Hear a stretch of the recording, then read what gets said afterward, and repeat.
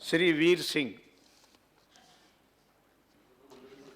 महोदय, आंध्र प्रदेश राज्य के संबंध में दिए गए आश्वासन पर अल्पकृत चर्चा में मैं अपनी पार्टी की तरफ से बोलने के लिए खड़ा हुआ हूं।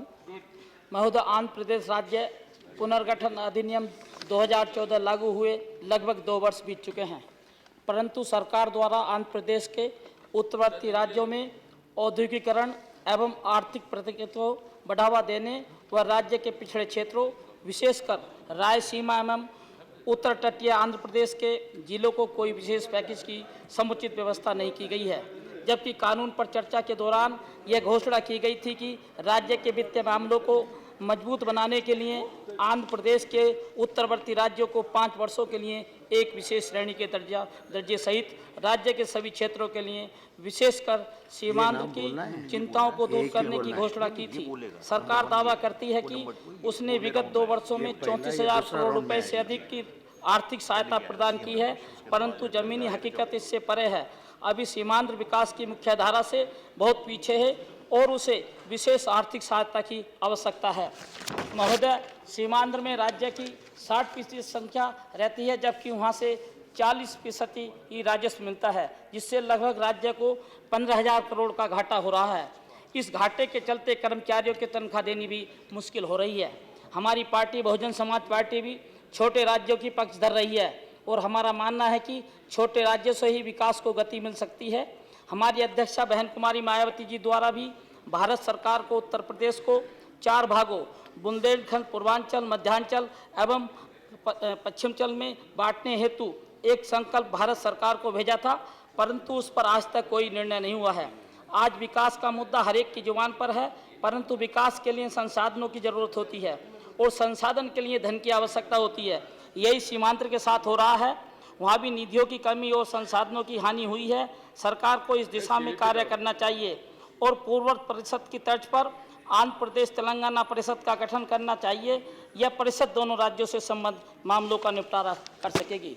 महोदय, आंध्र प्रदेश को विशेष राज्य का दर्जा 5 वर्ष के बजाय 10 वर्ष होना चाहिए, जिससे राज्य की वित्तीय स्थिति में सुधार हो सकेगा। आंध्र प्रदेश के पिछड़े क्षेत्रों विशेषकर रायलसीमा के 4 जिलों और उत्तर तटीय आंध्र प्रदेश के 3 जिलों के विकास के लिए आवश्यक राज्य सहायता प्रदान की जानी चाहिए। राज्य में नई राजधानी के विकास के लिए भी केंद्रीय सहायता की आवश्यकता है। पोलारम परियोजना को घोषणानुसार राष्ट्रीय परियोजना के रूप में नियत समय में पूरा किया जाना चाहिए और जरूरत हो तो आवंटन भी बढ़ाना चाहिए। महोदय, राज्य में पिछड़े इलाके रायलसीमा एवं उत्तरवर्ती आंध्र प्रदेश में उद्योगों को बढ़ावा देने के लिए विशेष स्कीम लागू करनी चाहिए, जिससे दलित एवं पिछड़े वर्गों को रोजगार व रोजी रोटी के साधन उपलब्ध हो सकेंगे। मैं अपना स्वयं का उद्योग स्थापित कर सकेंगे। यदि उद्योगों को लगाने में भारत सरकार ने कोई पाबंदी रखी हो तो उसे भी हटा लेना चाहिए। साथ ही सरकार को टैक्स इंसेंटिव व हॉलीडे की भी घोषणा करनी चाहिए। महोदय, राज्य में शैक्षणिक वातावरण सुनिश्चित करने के लिए सभी सरकारी निजी सहायता प्राप्त और उच्च तकनीकी व शिक्षा संस्थानों में मौजूदा आरक्षण व्यवस्था जारी रखने की व्यवस्था होनी चाहिए। सरकार द्वारा बनाए जा रहे जनजातीय विश्वविद्यालय IIT Tirupati, NIT, ISM Visakhapatnam petroleum Visakhapatnam, IMS Guntur, IRSER Tirupati जैसे राष्ट्रीय महत्व के संस्थानों की स्थापना के कार्य में भारत सरकार द्वारा रिव्यू करने की आवश्यकता है, जिससे ये संस्थान अतिशीघ्र शुरू हो सकें और छात्र इसमें पढ़ाई कर सकें।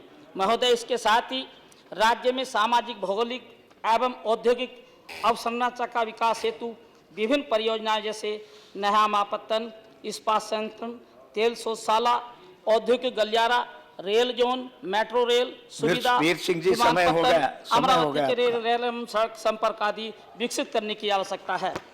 महोदय, समाप्त कीजिए जल्दी। मुझे खेद के साथ कहना पड़ा है कि तत्कालीन प्रधानमंत्री जी की घोषणा व आश्वासन के बावजूद राज्य अपने वजूद के लिए लड़ रहा है।